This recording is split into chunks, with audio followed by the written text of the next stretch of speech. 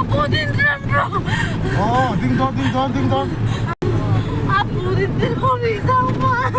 Suka terang. Kidolaw. Kumin KTP General Conference kumsang ni somni poruk neita ka khan tuya che sual pala oma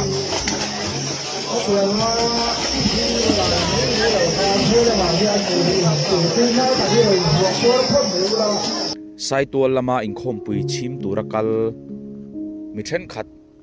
sai tual dil larazet mai tram dira khan an lo chenga ti chuan an tumreng wangpo ni lewin enge mopal khalo mani mai thai tuya atlata a che sulta ni ma se van nei thak reu mai chu mi pakhat lo mai tak mai a ming pok a shelo chu alo om lo mai bul na ya hian ti chuan chhar turin a zukal nga lani hetia anin chan chuak lai borvel hi camera in an lo la vekani a fel hle mai tuitla chan hi huai sen thokhat venga ya a thiam na zong chan te hi an tuitla zok ate hian chan chukan mani an thilo du zok le nga la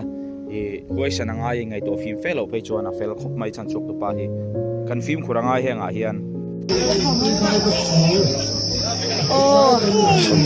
man lo mai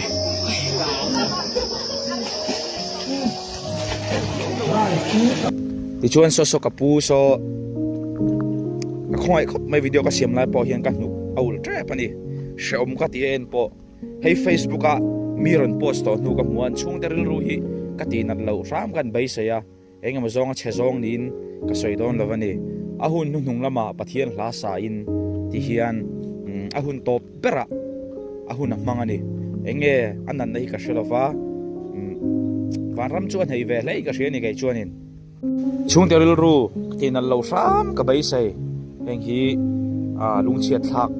viau na in i kan hun top kan man dana tan ka du ema pathian hi lo nei phot mai tengu ti khan soi du ni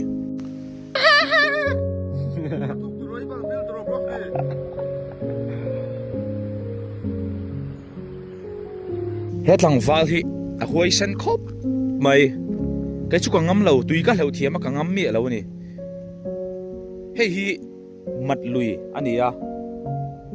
mat lui kan na leya ti hian a thian panen video munom taksiam tumin zuan thak atumani chu le tang khana sang to khat ve khop maya fit som nga chuang borvel chun ni kan ring ve ngot mai ma se hemini hianin an mani pani po hianin an rin phak karing lo ani chudian zuang tha chu tui khu apona in huang khwan alo pon deu ani mai thai chutia zuan thak lama khwan engemo so anai ani mai thai ni van doi thak takin daminaran chuak to lawani tia zuang thalai hi an lawin la feka video in apoi khop mai ka ui hama hi no pang tak mai nia khovela nom ti lai turvel ning ka sia apoi tak satani heng hi kai chu an sual poka te chong lo ti pal thil thuyom ve nia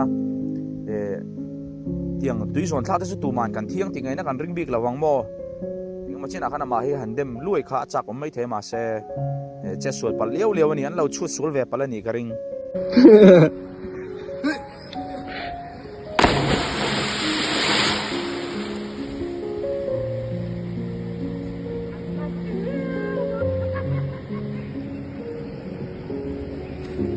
he video tu nai ron viral a an soidan chuanin abial nu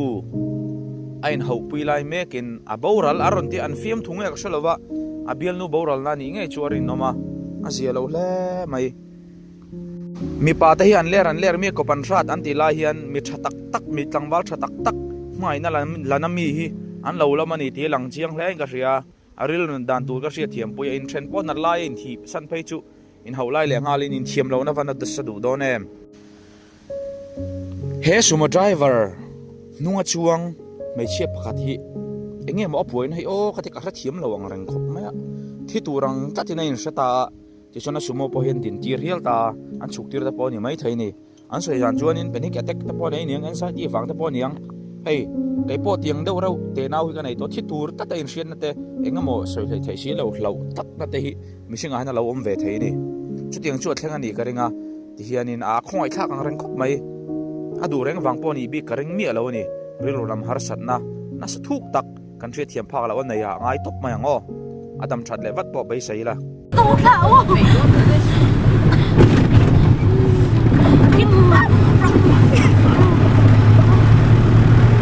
Aku diterko sa fal ko kay ng klase. Ay no kla matang nam ni no ka na yer mi mzai mi kari ni. Hala. Lang sa to. Walal pa. Katong nangalangan ro. Kasi lang. Ay ko ro ka ta ko ta.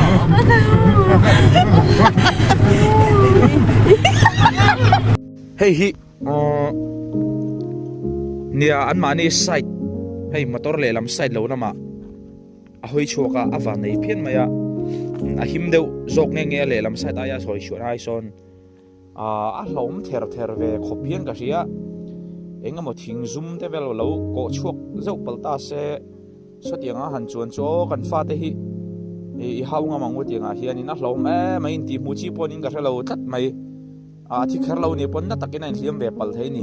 henga hen i hoi chuak mai lo te ngu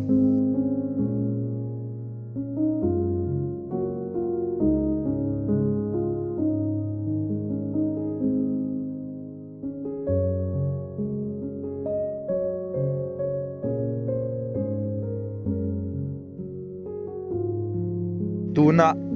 he tlangwal than lai i mu me khi not van lai phai tlangwal fel le tlongai thei tak mai ni nan soya van doi thak deuh mai in not van lai phai zan khat an thet ne nan leng chu isakati ming pu ai zol khwami hian an kong sira om lai kha alo tlo pop me fly khikin ti chuna tlo hlum ta ni aki pakoi karon sei kher to lo mayanga in shevekin karenga ni isaka he ka ngai ka huwa kai chu ti top mayang hetiang ang ati hi ama mi mala kha chu ka wa huwa pon lo hetiang thila lo ti dui ka huwa ni enge apoya soi enge engting e lo ti a video kanen po hian ka chu ka tha thei lo re voin thang hianin